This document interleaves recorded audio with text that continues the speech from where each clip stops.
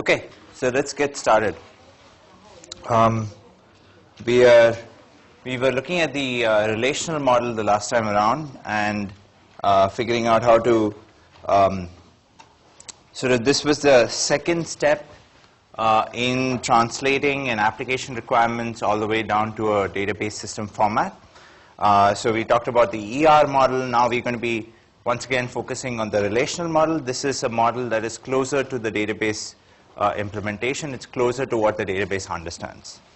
Okay, so the last time we talked about the notion of a relation, we talked about the notion of attributes, the notion of rows and tuples, and how everything is in some sense a relation. Everything is a set of tuples. Everything is a set of records, right? So, so that's in some sense the language of a database system. That's the format that a database system understands. Okay. Okay. So today we're going to be talking about something that we started at the end of last class. So this is the translation of an ER model to a relational model. Okay. So let's start with the basic cases once again. So if you have an entity set that looks like this, and you have three attributes: price, name, and category, transforming that into a relation in the relational model is very straightforward. You simply have a product relation in the relational model with three attributes: name, category, and price. Okay, and then each entity within this entity set is listed as a separate record, separate tuple, separate row of this relation. Okay. Any questions about this? Is this clear? Okay. So, and we also talked about this, how you may be able to declare a relation in SQL, which is a structured query language. Again, we'll get into this in a couple of lectures, but in terms of on how to use SQL, how to use a structured query language to query and analyze data, but to create a relation within or a table within a database, a command that you would use is to basically say create table product. So this is the relation name or the table name, and then you would list the attributes. Here I'm missing the types of the attributes, so it would be name, maybe varchar 20, category varchar 10, price integer, primary key name comma category, right? Because you are declaring that the pair of name comma category is a primary key for the relation. Yes? Does the capitalization of the name, like the table name, matter? Does the capitalization of the table name matter? Typically, no. Again, this depends on the implementation. So the way we, the common, at least common sort of agreed upon notion is to use the relation name as capitals and the special keywords like create table as capitals, but the attributes and it again depends on implementation to implementation, but typically that's not something we're going to be worrying about as much. You should probably go look up the specific implementation as to whether that's important. So typically that's not important is all I will say. Okay. So the next question is, we figured out how to deal with an entity set. What about a relationship, right? So what about a relationship? How does that translate into a relation? So let's say you want to capture the relationship makes in the ER diagram as a relation. So the way we would do this is to basically steal the key attributes corresponding to both the entity sets that participate in this relation. So that is product and company. For that, basically to refer to a single entity of product, you would use the name and category attributes. To refer to a company entity, you would use a name attribute. So you would list the product name, the product category as two attributes of this new relation that you're creating, and you will list CNAME, which is the company name, as a new attribute of the relation that you're creating. And in addition, you have this attribute called start year. Okay, so you will list this as well as one of the attributes for this new relation that you're creating. Okay, so once again, to create a relation corresponding to a relationship, you will use the key attributes from each of the entity sets that participate in this relationship, as well as all of the attributes of that relationship, right? So it's a key attribute for each entity set and attributes of the relationship. Both of these are all that you will list as part of the relation corresponding to a relationship. Yes? And the key for mate, the primary key for mate. So again, so the key for makes, so a makes relationship is defined by the combination of the name category for product and the company name. So the key for makes would be P name, P category, and C name, typically. Any questions about this? Okay. So here's another example. So here I'm trying to figure out how to convert these three relationships to relations. Let's talk about the likes relationship first. So the likes relationship connects bar customers to beers. The bar customers entity set has name as its key. Beers has name as its key.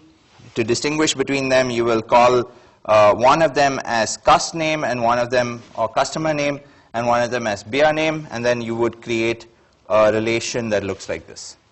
Okay, you just list the key attributes of both of these guys. You don't really have any attributes corresponding to likes, but if there were any, you would list that as other attributes for this relation. Then let's talk about favorite. Favorite, once again, is a relation that connects bar customers and beers. So once again, you'll do the same thing. You'll pick up the key for bar customers, key for beers, and then list that. Okay. Then buddies is a slightly different one because you have a relationship between an entity set and itself, and therefore the key attributes of that entity set are listed twice, right? Again, to distinguish between them, you might have name 1, comma, name 2. Okay? Any questions about this? Okay, so this is the base case. We are going to be talking about many special cases for translating the ER diagram into the relational model. So the first case that we're going to be revisiting, I mean something that we saw earlier but we're going to be revisiting, is many-to-one relationships, and then we're going to be talking about weak entity sets and is a relationship, so subclassing. Okay, so let's start with the many-to-one relationship. So earlier we said, look, you know what, just create a relation corresponding to each entity set, create a relation corresponding to each relationship, and you're good, right? So that's what we started off by saying, right? So that was those were the basic cases. So for product and makes, you would create a relation corresponding to product and a relation corresponding to make, right? So the relation corresponding to product, once again, will have all three attributes of product: name, category, and price. The relation corresponding to makes would have name and category, which are the key attributes for product, name, which is a key attribute for company, and start here, which is a key, not the key, it's an attribute of the relationship. Okay, so those are the four attributes for this makes relation, and this is the products relation, right? Product. Okay, so the question is, can we do better? Do we need both of these relations? Can we do better?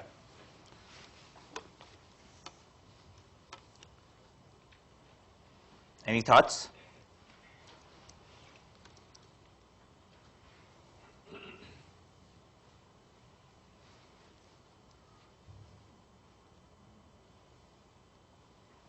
Yep. Well, we're repeating names and we're repeating category, right? Uh-huh.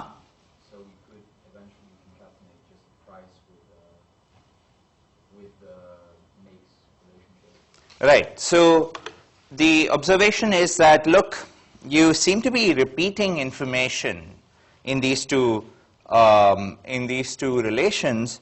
So why not, for instance, get rid of this column, get rid of this column, append this column and this column to this relation and be done with it, right? Do you really need a separate relation for this relationship? Because you're repeating the name and category information multiple times, right? More importantly, okay, so let's get into that for a second. So when we do this concatenation, what will happen is, if firstly notice that this is a many-to-one relationship, okay? So the many-one, okay? So what that means is each entity on the left-hand side can connect to at most one on the right-hand side, okay? So what that means is that for some name category combinations, so some products, there will be a company name that it's associated with via this relationship. On the other hand, there may be other products which it is not associated with, and in those cases, if you were to create one single relation, you would list these as nulls, right? You would say, look, it's not associated with anything. Okay, so the benefit of doing this is that you are shrinking the amount of information that you're storing. The reason why it makes sense to do this is because it's a many-to-one relationship, okay? And the many-to-one relationship intuitively says that there's exactly one guy from the right-hand side that each item on the left-hand side is associated with. So why don't you just grab that item's attributes and associate that and keep that all in one relation, as opposed to splitting it between two relations, one for the entity set and one for the relationship. Okay, so that's the intuitive idea. So the basic argument is that it's okay to combine the relation for an entity set with the relation R if R is a many-to-one relationship. R is a relation corresponding to a many-to-one relationship from E to another entity set. Now, typically, when you're combining two tables into one, okay, so there is a caveat here. Typically, when you're combining two tables into one, there's a danger of redundant information. Okay, there's a danger that you will repeat the same information many times. Okay, so the question is, why does this aspect, why does this redundancy issue not apply here? Well, the answer to that is that it's a many-to-one relationship. Okay, because it's a many-to-one relationship, you are not going to be listing the non-key attributes multiple times. You are going to be listing them precisely once. Okay, so to see that more clearly, let's look at what happens if it's a many-to-many relationship. Okay, so let's say, once again, you have product and company and the makes relationship, and once again I'm trying to combine the relation corresponding to product with the relation corresponding to makes.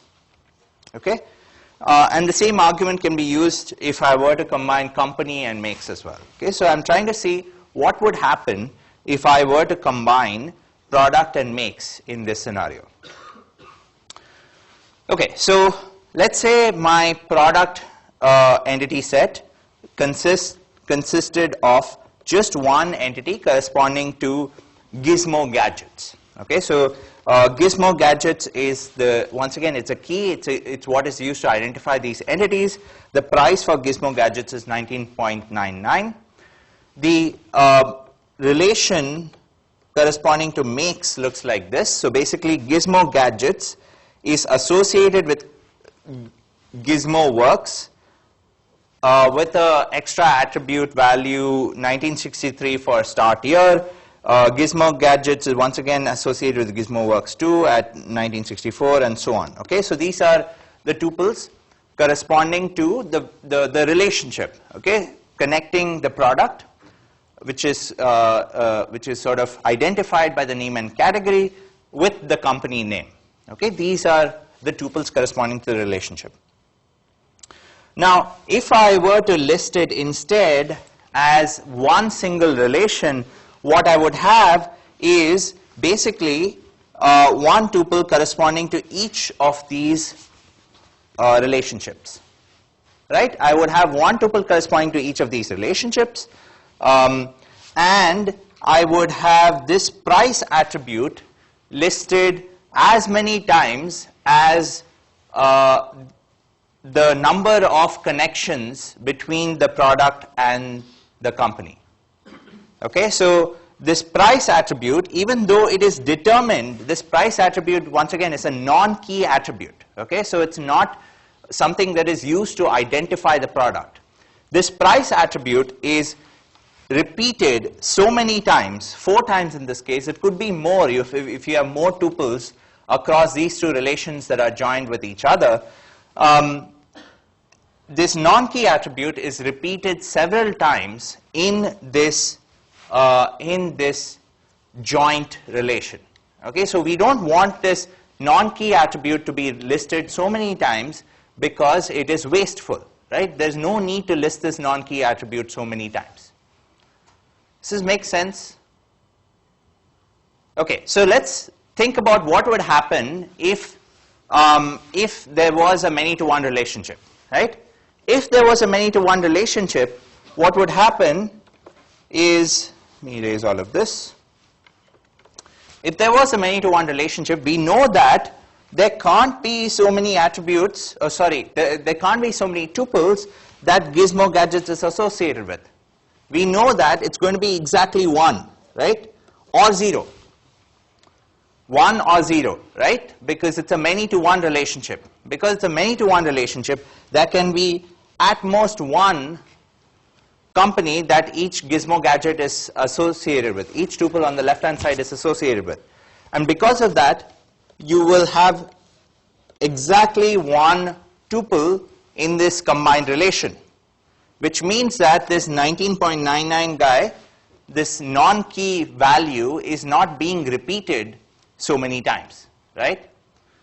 And furthermore, in this particular case, you're saving the fact that you're listing Gizmo Gadgets twice, right? So if you look at it, here I listed Gizmo Gadgets. So if you were to count the number of values that I'm storing, here I'm storing 3 values plus 4 values, that's 7 values. Here I'm storing only 5 values, right? So that's why in many-to-one relationship, it makes sense to combine these two relations. In a many-to-many relationship, it does not make sense to combine these two relations because you could have this case where there are lots of redundant information that is being stored in this many-to-many, in this relation that you've generated by combining these two relations. Does this make sense? Any questions about this? Yep.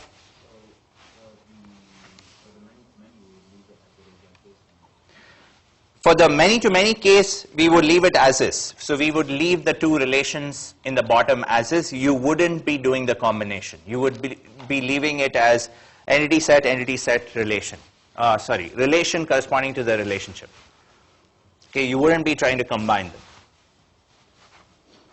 Any other questions? Okay.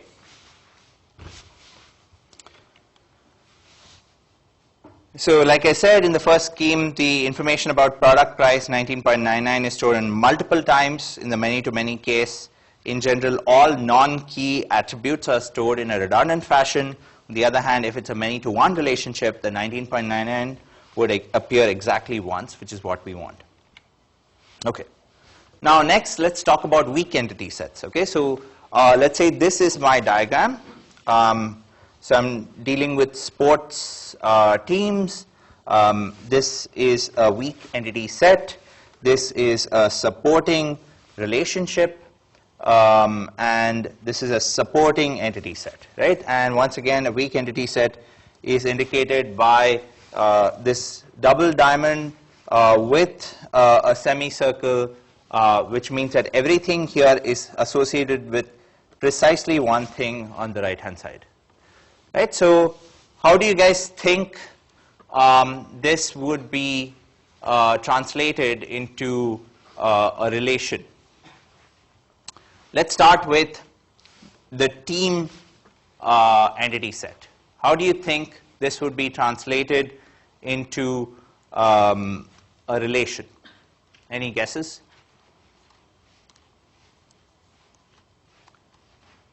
Yep. Could you just tag them on as attributes to the university? Okay, so let's start by thinking about that. Or why don't I get to that that approach in a second? Okay, let's start by, let me tell you what the approach would be, and then we'll see if that makes sense or not. Okay, so my approach is, hey, I'm just going to create, like before, I'm going to create an entity, a relation corresponding to the team entity set, right? And so when I do that, I need, so let's say I'm creating a relation corresponding to the team entity set. So I would be listing the attributes of team. So I would list port and number. Okay? But I know that team is a weak entity set, right? So I can't identify entities of team by just using port and number. I need the attributes, the key attributes corresponding to the supporting entity sets, right? I need the key attribute corresponding to university. So I would have uname or something, right?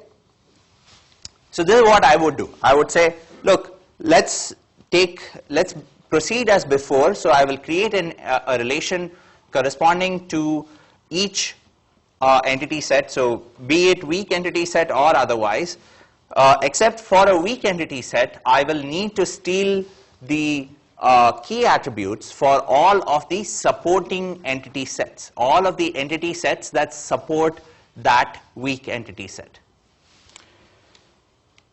Okay. Okay, so that makes sense, right? Now let's talk about why it may not make sense to follow your suggestion, which is to take the university entity set, right? The university and safety. Okay, the university entity set right now would have just one attribute, right? Just name. Okay, so his very valid observation is, why don't we just add all of these attributes, right, the team attributes, to this university entity set or this university relation, okay? And we should be able to reason about why it wouldn't make sense, okay? So let's try it. So if we were to do this, maybe you might have name corresponding to the university, sport number, sport and then number, and so on, right? So you would be basically listing a number of tuples corresponding to each sport number name combination.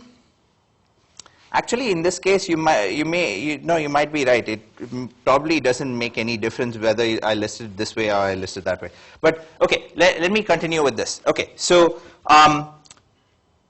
so if I were to have a university relation here, then I would have, firstly, the first thing to notice is that this is not a many-to-one in the other direction. Okay, so there is no arrow going in here. So each university name can be associated with many teams on the left-hand side. So it isn't a simple matter of adding on additional attributes to the entities in this university relation. The university name will have to be repeated as many times as the number of teams it's associated with. Okay, does that make sense as a first observation? Okay. Okay, so if that makes sense as a first observation, so what that means is, if, again, in this case, it probably doesn't actually matter whether you add it this way or that way, but I will again try to reason about, let's talk about a slightly more complex case and then we'll come back to the simpler case. Okay, so let's consider the case where university had another attribute like address. Okay? Okay. So here is a case where I can clearly argue that it's not, it doesn't make sense to do it. And then we'll go back to the other case and see if it still makes sense to do it or not. So here, if university had both name and address, these would be the two attributes if I were to create a relation corresponding to just university. And then if I were to add these attributes on to that relation, I would have university as my name of the relation, name, address, sport, and number. Okay, so now in this case, can you see why it might not make sense to add these attributes to this relation? Yep.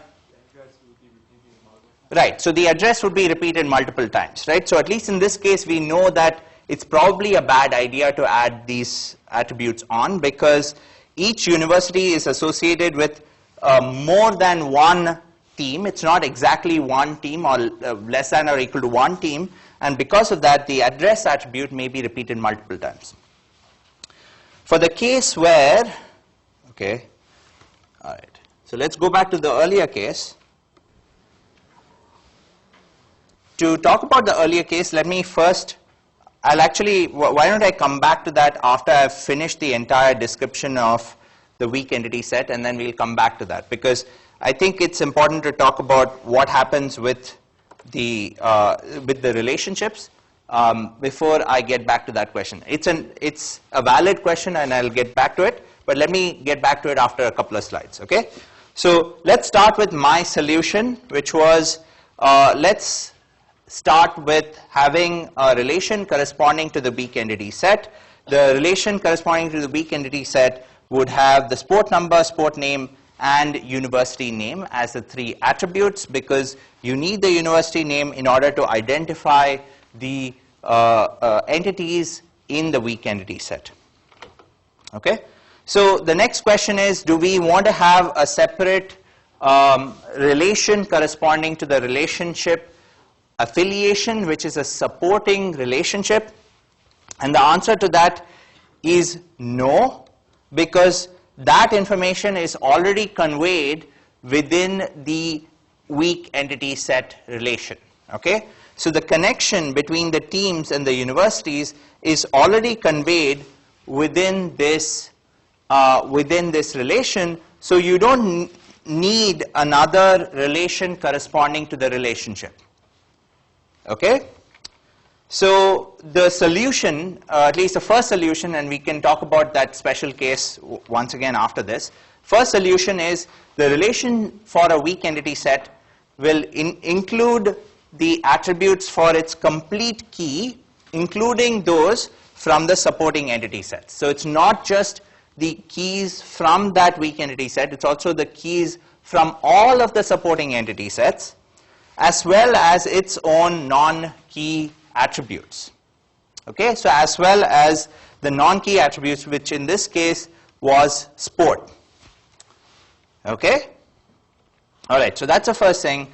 The second thing is, if you have a standard relationship, a non-supporting relationship, in which a weak entity set appears, that relationship must include attributes for the complete key of the weak entity set, not just, in this case, the team number, not just team number. It has to include the university name, because that's how you identify the entities in the weak entity set. You have to include the complete key. Okay, so if you have a standard relationship where a weak entity set participates in, that relation for a standard relationship must list the complete key for the weak entity set. This complete key is all of the keys of the supporting relationships for that weak entity set, as well as its own keys. Okay. A supporting relationship is redundant and yields no relation. Okay, so there is no relation that you will get from a supporting relationship. Okay, so here's yet another example. So in this case, we would start by saying the first candidate solution would be I'll create an entity, I'll create a relation corresponding to this entity set, which is host, which has a host name, and I don't even know what this is. Let's call this HW, maybe hardware. Logins is a weak entity set. This has attributes login name, which is this guy, host name, which is this guy, and the time, right? So the complete key is login name and host name, and the time, which is a non-key attribute of this weak entity set. And then you may consider adding a relation corresponding to this relationship, which is which would be linking login name and host name, but that information is already present in the logins relation.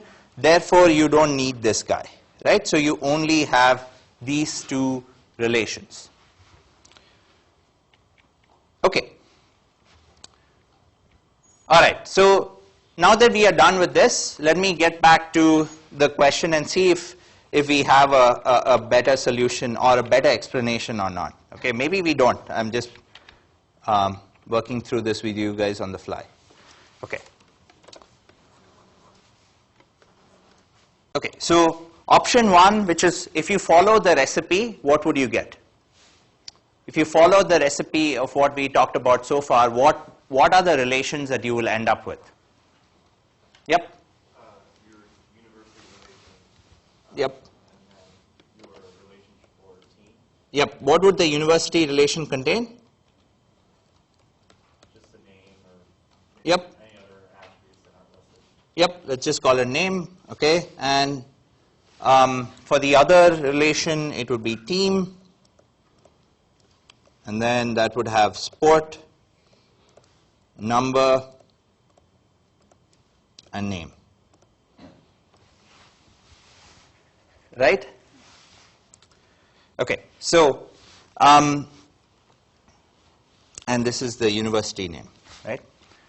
Okay. So the alternate solution which was proposed, at least in this very special case, right? This is not a very normal case because you don't have any other attributes with university, but let's try to work through that. So the alternative solution was university here with name, and then add on the sport and the number here, and then certainly if you do that, then having another sport, number, uname relation is kind of pointless, right? So the first thing that we should observe is if you have this guy, then having this guy is kind of pointless, okay? So maybe we can discard this candidate solution, right? So the question is, would it suffice to just have one university relation? So that's the last question, right? So it certainly doesn't make sense to have the information encoded in two different ways. So the question is, would it make sense to have just name, sport, and number as just one relation? And the answer for that is this is problematic, and I'll tell you why. The reason why this is problematic is, let's say you had a university UIUC with sport, I don't know, soccer, and team number is 10, UIUC, I don't know, football, team number 2.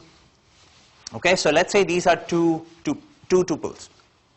Now, let's say I decided, you know what, I think soccer team number 10 at UIUC, I'm the coach, or I'm the provost of the university, and I decide soccer team number 10 sucks, I'm gonna cancel it, right? I'm gonna fire everyone. So I go ahead and delete this tuple from the relation. And then comes the football coach, and then the football coach says, you know what, football team number 2 has also been underperforming, let's fire all of them, right? This is not going to happen. Maybe it might happen one day, but we went ahead and deleted that tuple as well, right? So what we are left with in this case is an empty relation, right? We are left with an empty relation because I went ahead and deleted those 2 tuples. But the fact remains that UIUC is still a university, right? Irrespective of the fact that those teams cease to exist. So by compressing all of that down into this relation, I'm not encoding the information about universities separately, right? I'm losing the information about universities. So if a team gets deleted, the university might end up getting deleted. If all of the teams corresponding to a university get deleted, that university also implicitly gets deleted, which you don't want happening, right? This solution, on the other hand, where you're storing the university name separately, will ensure that the university continues to exist even though the teams may come and go. Okay? Does that make sense?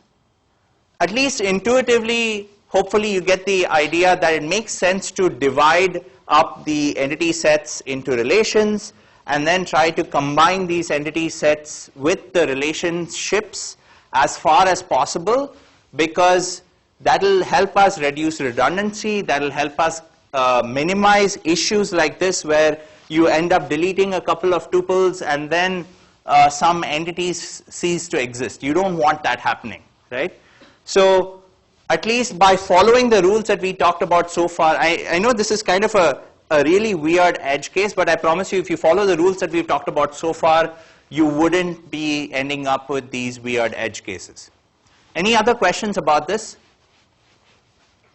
Yes? So in the previous example, we concatenated sport, number, name of university, and address. Yep. But wouldn't that still be part of the sort of edge case, where if we delete So what I was advocating for, if you have an additional attribute corresponding to university, is that that's an easy case to see why it doesn't make sense to combine those two. Right? This is a harder case to argue that, but I hopefully I've convinced you that even in this hard case, you can still argue why it doesn't make sense to willy-nilly move things around. So here it just in general for weekend presets, it's not always the case where we have this concatenation problem. So again, from a rule standpoint, what you would do in an ideal case, you would create a relation corresponding to a weak entity set by itself, where you will steal the key attributes from all of the supporting relations, supporting entity sets, not supporting relations, supporting entity sets. And you would create a relation for all other entity sets as well.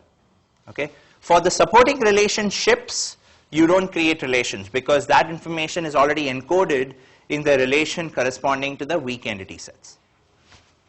Yes? You mentioned tacking on the one end or the one end of the entity set and then one position onto the other end as kind of like an attribute. Do you worry about a relation losing its meaning if you are tacking on too much? Okay. Good question. So now, if you have this case where it's a many-to-one relationship, and I've gone and concatenated 2 relations, why does that not have a similar problem? Why does that not have a problem of if I went ahead and deleted something, something ceases to exist? That sort of edge case. Why does that not arise? Right? Is that your question, or? Not so much, just like, suppose you had a person who made that one purchase, and you decide, oh, okay, I'm going to tack on that purchase and all that information along with the person. Yes. But then the person relation isn't so much just talking about people or customers, but it tacks on information as well as what the purchase was, maybe then, and then information about the purchase, Yes. the salesman and whatnot. So Yes. it isn't so much just the person table, Yes. the person and purchase. And Yes. Yes. Okay. So why do I not worry about the case where I have tacked on additional information to the original relation when I'm combining a relation corresponding to an entity set, a regular entity set, and a relationship, right? So this is a many-to-one relationship. Why am I not worried about the relation, in some sense, losing its meaning, right? So in some sense, not capturing the independence of these two notions, of the entity set and the relationship. Okay. So the reason why I'm not worried about that is, if it is a many-to-one relationship, then implicitly there's an understanding that the entity set on the left-hand side, the many, is driving the entity set on the right-hand side. It's driving the relationship. Okay. So let's go back to this example, right? So the many-to-one example. So here I'm going to erase this stuff. Okay. So here the products are the many in a many-to-one relationship. Implicitly, the products are driving the makes relationship, because the makes relationship has exactly one for every product, there's at most one guy from the company that it's associated with, right? So in some sense, the way to think about this relationship is, this relationship is indexed, this relationship is driven, this relationship is sort of, how do I say this? It's sort of like the meaning of the relationship is sort of it's dependent, highly dependent on the product to drive that. So okay, so maybe I'm not making a great case here, but let me try to state that again. So every product here via this relationship is associated with at most one guy on the right-hand side for that relationship. And therefore, given a product, I can either tell you whether it is associated with, so there can't be multiple guys that it's associated with, right? So in some sense, the product determines the company, right? So the product determines the company that it was associated with. There can't be multiple companies that are associated with each product. And for that reason, the more important entity in this many-to-one relationship is the product. It's the one that's driving this relationship, because it is the one dictating the show. It is the one that's saying, hey, I'm telling you that there's exactly one company. So the way to think about this is, the company, at least for the product, for this relationship is an attribute. It is not something that's the driving concept. It's you can view this as, if you are in a many-to-one relationship. Okay, so let's look at this table, right? If you are in this many-to-one relationship, this C name, there's exactly one company that the product can be associated with, right? So you can treat this C name not as a separate concept, but as an attribute of this concept, of the product concept. Because the C name is either one value or it's a null. There can't be a collection of C names that each product is associated with. So because you see, if you see this relation in this relationship as driven by the product entities, these are being driven by the product entities, because it's a many-to-one relationship, you can view the company name as an attribute, or as a attribute not in the attribute in the relational model sense, but as a property. It's a property of the product concept, as opposed to having an existence of its own, at least within this relationship. Does that make sense, at least partially? Yeah. What if product has relationship with other entities? Wouldn't company name become a duplicate? Say that again? What if product has relationships with other entities? Yeah. Aside from company. Okay, so what if, great question. What if product has other relationships with other entity sets, right? So you have one relationship with company, one relationship with, I don't know, some other entity set here, E1 and E2. What happens then? Okay, so my answer would be, if it is a many-to-one relationship, then once again you can add on those attributes to the product relation, because they are once again properties of the product, right? You can say that even because it's a many-to-one relation, the relationship is simply a property of the product. It's simply a property of the product that it is manufactured by this company. It's simply a property of this product that it's being sold at this one location. It's simply a property of this product that blah, blah, blah, or whatever, right? That it caters to this age group, right? So if it is a many-to-one relation, you can add on the keys, or you can basically absorb all of those relationships into the product relation. If it is a many-to-many relation, it needs to stay separate. It can't be absorbed into the product relation. Okay, so to recap, I know I did a bad job explaining this, but let me recap. Okay, once again the question was, why does it make sense to move the information from a relationship into the relation corresponding to an entity set when it is many-to-one? Do we not lose information corresponding to the relationship?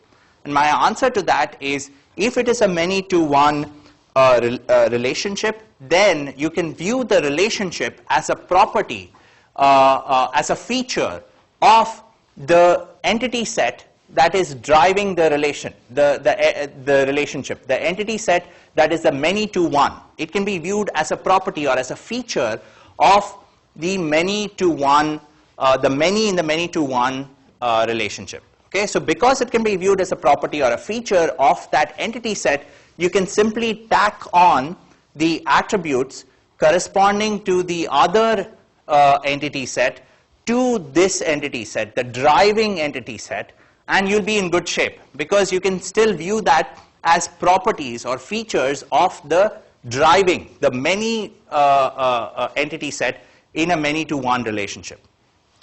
Does that partially answer your question? Any other questions in this realm?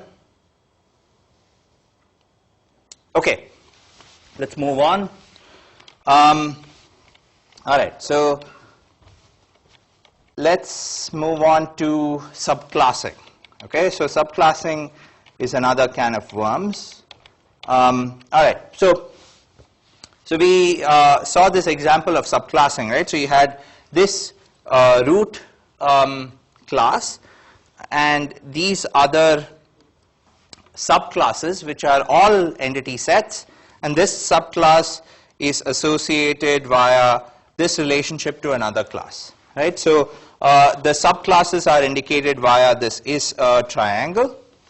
So the first question is, how do we translate them, right? So as before, there's a root entity set, which is the root of the subclassing hierarchy, and the root entity set has a complete key to uniquely identify every entity. In this case, year and title uniquely identifies movies. Okay, so this is what you would expect from subclassing, even so this shouldn't come as a surprise to you. Okay, so any guesses on how you would translate this into relations? And there are actually many solutions, so any of those are welcome. Any guesses? Yep. Could you add a type attribute onto a movie? Could you add a relation for the animation entity set and another relation for the murder mysteries? Sure. So one solution is basically the what is called the ER solution.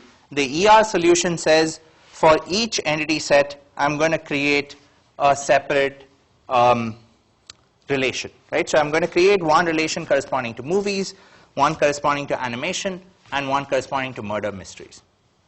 Any other solutions?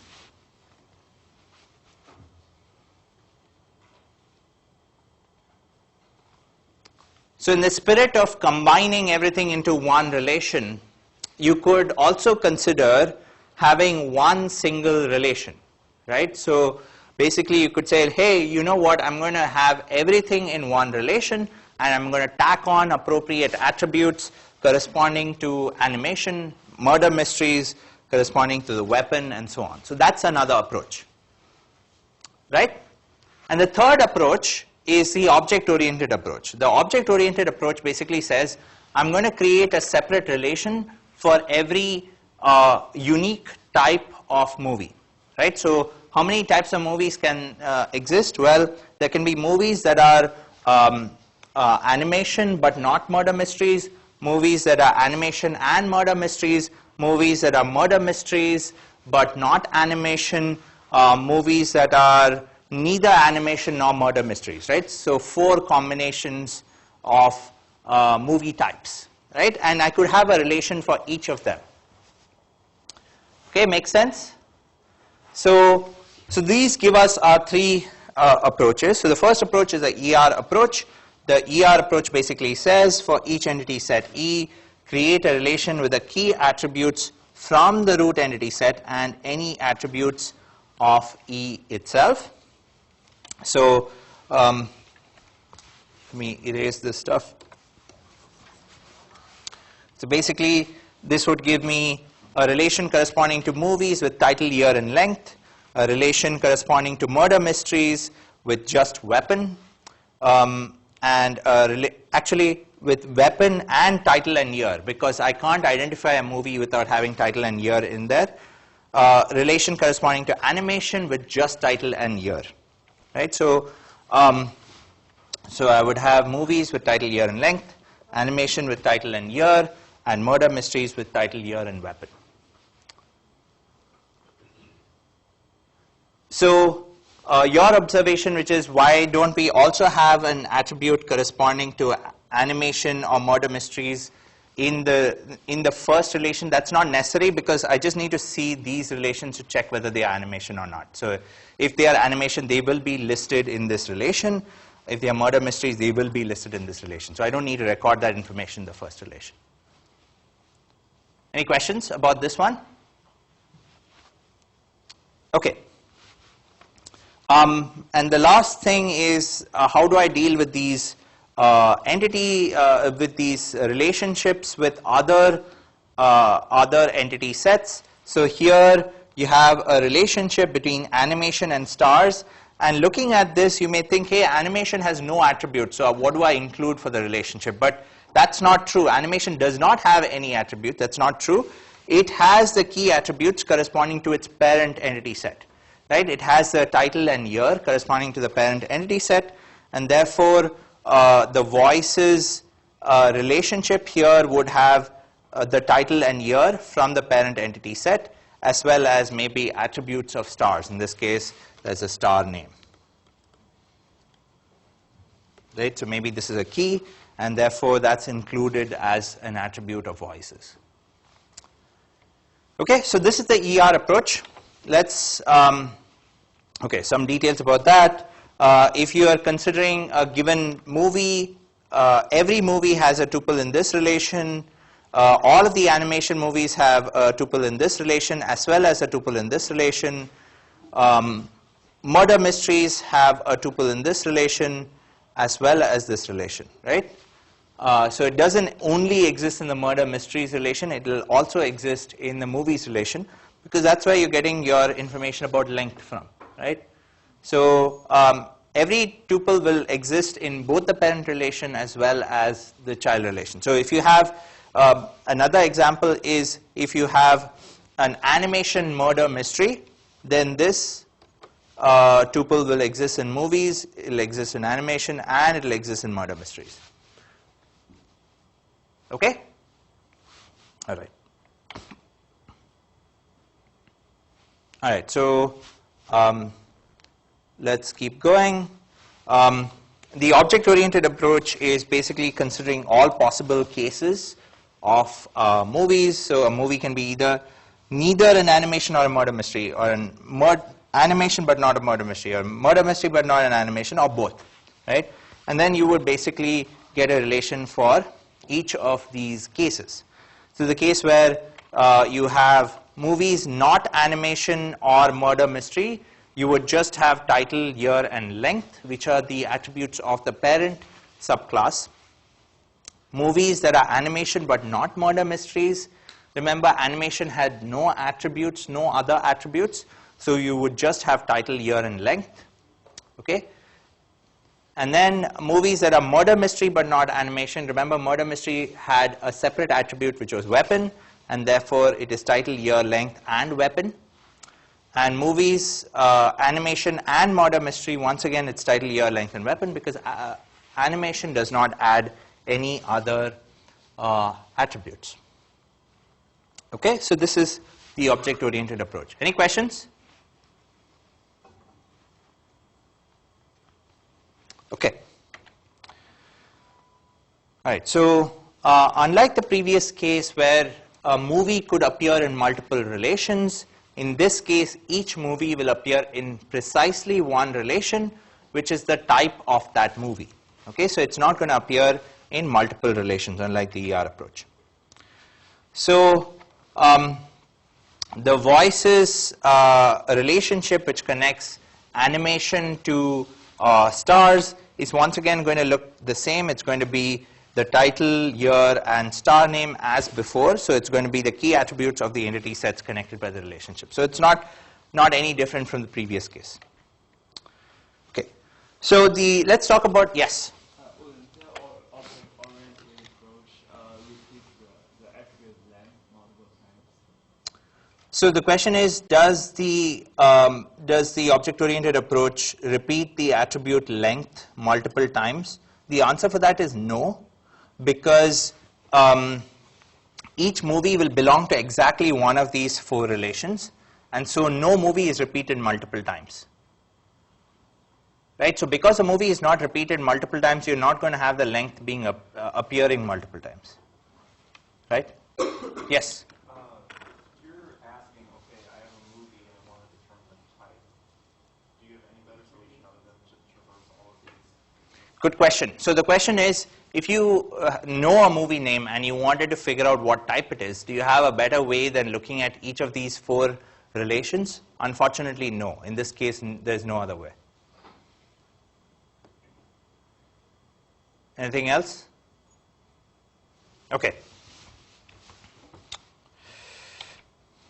All right. So the null value approach, you would just have one table, and some of the values in the table will be null. This means that the attribute does not make sense for that particular movie.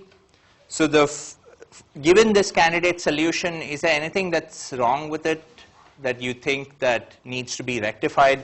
So this is my candidate set of attributes for the null value approach. Yes? We lose which movies are animations and which ones are murder mysteries. Exactly. So we lose which movies are animations and which ones are murder mysteries. So you would want to add attributes corresponding to murder mystery or animation, right? And as it turns out, the textbook actually makes a mistake with this one. So so be careful when you're reading this. So the question is, how would I want to find all animation movies? Here, if I don't have this attribute, then I won't be able to figure that out, like he said. If I have this attribute, then I know which movies are animation movies. I simply need to look up that attribute, and I'll be in good shape. One issue with this approach is that there are many meanings for the value null. It could be I don't know the value, or the attribute does not make sense for this tuple. Okay, so that's one of the downsides for the null value approach. There are other downsides as well. Okay, so we talked about these three approaches to subclassing. The first approach is the ER style approach, which is to create one relation for each subclass with only the key attributes, and the attributes are attached to that entity set. And an entity has a tuple in all appropriate relations, right? So a murder mystery would have a tuple in the movie relation as well as a murder mystery relation. The object-oriented case will basically create a relation for every possible combination or every possible subtree of the hierarchy. Both are equivalent with all of its attributes, and each entity belongs to exactly one relation. The null value approach would create one relation to rule them all, and entities will have null in the attributes that don't belong to them. Okay? All right, so here's yet another example In this case, I have a single subclass which is ales. The ER style would split them up into two relations, one corresponding to beers, one corresponding to ales. Here, the beer name is the key attribute. So the beer relation would just have name and manufacturer. The ales relation corresponding to this entity set would have the key entity set of the parent relation, which is name, as well as the other attribute for this entity set, which is color. The object-oriented style, in this case, will have just two relations, beers not ales and ales. The beers not ales relation will have name and manufacturer, right? The ales relation will have name, manufacturer, and color, because all three attributes apply to the case when you have an ale. And each beer appears exactly once in one of these two relations. Then the null value approach. The null value approach is basically you would have one attribute, all of the attributes listed together in one relation. You'd have name, manufacturer, is, ale, and color. You would have all of the tuples listed within. For the attributes that don't apply, you could use null values, like in this case, bud is not an ale, and therefore the color attribute does not apply, so I've used null values. If you insist, you can change this to zeros and ones if you like, but that's not going to change the meaning. It's still going to be null, or it's still not going to apply. On the other hand, this is an ale, so it'll have a different value for is ale. I've given it a value of 1, and a value for the color attribute. Okay, so the next question is, given all of these different approaches, which of them do I prefer, right? So one of you brought up this question about if I wanted to find what type of beer or some information about a specific beer, in the object-oriented approach, I'll have to go look at all the relations, right? So that's kind of annoying. So how do we pick between these types? How do we pick between these options? So let's consider two queries. Again, just to get you started to think about this. So the first query is find the colors of ales made by some company. So I'm focusing on ales. And the second query is find the names of all beers made by a specific manufacturer. Okay, and maybe you can start thinking about why one approach would work better than the other approach. So before I get into the details of which approach would work better, let's have a sort of a short discussion on what impacts performance in a database. Okay, so this is at an extremely high level, very abstract, very vague, and I promise we'll get more concrete as we proceed along the course. But we still need to think about performance when considering these three alternatives, which is why I think it's important to discuss it here. So the first thing that impacts performance is the amount of data that you have to read. Okay, so the more you have to read, the lower the performance. Okay, so the more the number of tuples that you have to read, the lower the performance. The more the attributes that you have to read, the lower the performance. Okay, so the more the data that you have to read, the worse your queries get on that data. Second, the more the number of tables that I need to look up in order to find information to answer a specific query, the worse the performance, right? Because I have to correlate the tuples across these tables sometimes to figure out which tuples would answer a query, right? So the more tables that I need to look at, the lower the performance. Again, this is because there's more stuff I need to look at, and this is even worse than more data because I need to correlate the tuples across these tables in many cases. Then, like I said, the type of looking at the data also impacts performance.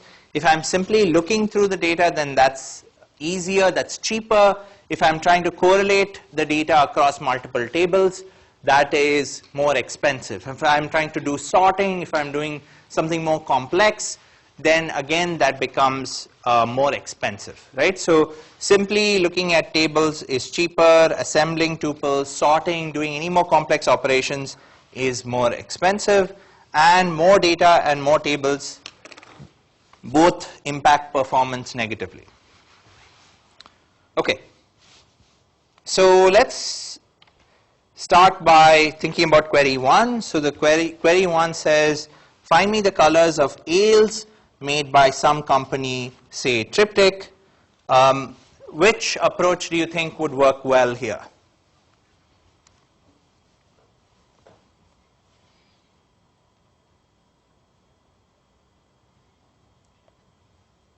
Yep.